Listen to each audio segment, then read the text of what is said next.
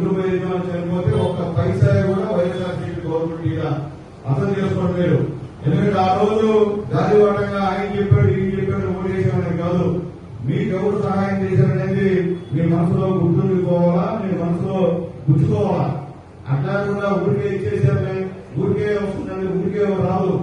దీనికోసం ఎంత ప్రయత్నం చేస్తున్నాం. ఈ రాష్ట్రం ఎన్ని విధాలు అభివృద్ధి చెందుతుందో ఒకవేళ రాష్ట్ర గవర్నమెంట్ రాష్ట్రాన్ని దివాలా తీసినా మళ్ళీ పూడ్చి ఈ రోజు పేదల విషయంలో ఎక్కడ కాంప్రమైజ్ కాకుండా సీఎం మీకు వస్తున్నాయనే విషయాన్ని కూడా మీరు ఒకసారి నేను గుర్తు చేస్తున్నా. మళ్ళీ తెలియజేస్తున్న అందరికీ నాయకులు కూడా గత 5 సంవత్సరాలు ఒక పని చేయకపోతే అడిగేటువంటి దిక్కుముక్కులే.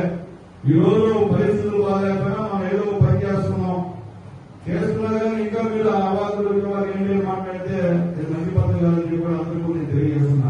చేసిన పని చెప్పండి. మీరు పైకి ఒక విధంగా లాభం ఒక విధంగా ఉంటే అందరికీ ప్రమాదం, అందరూ ఉండిపోతాం. ఒకరి కాదు అందరూ ఉండిపోతాం. ఏదంటే మొహమాటంగా మాట్లాడండి, పైకి ఒక విధంగా లాభం ఒక విధంగా మాట్లాడితే ఇబ్బంది పడతారని చెప్పి నాయకులందరూ కూడా మళ్ళీ నేను తెలియజేస్తున్నా. అలాగే త్వరలో ఈ నెలలో వచ్చే నెలలో డీలిమిటేషన్ బిల్లు కూడా పార్లమెంట్ లో పెడుతున్నారు, మహిళా రిజర్వేషన్ కూడా పార్లమెంట్ లో పెడుతున్న విషయం కూడా మా నాయకులందరూ కూడా ఒకసారి నేను తెలియజేస్తున్నా. ఎందుకంటే మీకు కూడా అర్థం కావాలి. అది అర్థం కాకుండా ఊరికే బయటకు నిష్పేక్షంగా మాట్లాడితే తర్వాత ఏం జరుగుతుందో కూడా మీకు కూడా తెలుస్తుంది. కాబట్టి ముందుగా తెలియజేస్తున్నా, ఈ విధంగా డైరెక్ట్ గా పేదవాళ్ళని పిలిపించి ఇచ్చేటువంటి వాళ్ళు నాకు తెలిసి చాలా మందిని చూసే ఎమ్మెల్యేలు ఈ పరిస్థితి లేదు. చాలా మంది ముందు చూసే పరిస్థితి లేదు. కాబట్టి ఇటువంటి సహాయం చేస్తున్నాం. ఇది మీకు కూడా పుణ్యం. చంద్రబాబు నాయుడు గారికి అంత పుణ్యమో మీకు తెలుగుదేశం పార్టీ నాయకులు కూడా మీకు కానీ నాకు కానీ అంత పుణ్యం. కాబట్టి అర్థం చేసుకోండి.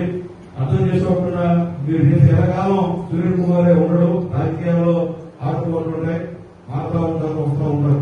సునీల్ కుమార్ లాగానే ఉంటారు. సునీల్ కుమార్ తో బాగుంటా బయట మీరు వేరే మాట మాట్లాడితే అన్ని మా చూపు వస్తుంటాయి.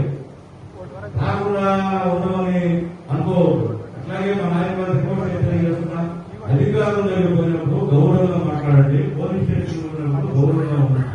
మీరు కార్మికులుగా వేసుకుని కూర్చోవడం, పోలీస్ స్టేషన్ లో పోలీస్ అధికారులు నిష్పక్షంగా మాట్లాడితే ఇది కూడా గౌరవం. నేను మళ్ళీ చెప్తున్నాను అందరికీ, నేను సొంతంగా చెప్తున్నా, ఫీడ్బ్యాక్ చెప్తున్నా. ఈ రోజు పోలీస్ స్టేషన్ పోతే కార్మికులు ఆలోచిస్తే మనం ఎవరు పోలీస్ స్టేషన్ లో తప్పు కదా, అది మంచి పద్ధతి కాదు కదా. అక్కడ వాళ్ళు మన పార్టీ ఎటువంటి పార్టీ కాదు, మన క్రమశిక్షణ పార్టీ. మనం అధికారులు గౌరవించాల్సిన బాధ్యత మనందరిలో ఉందని చెప్పి కూడా మరొకసారి అధికారులు ఒకసారి నాయకులకి అందరికీ కూడా మరొకసారి రిక్వెస్ట్ చేసి నేను తెలియజేస్తాను.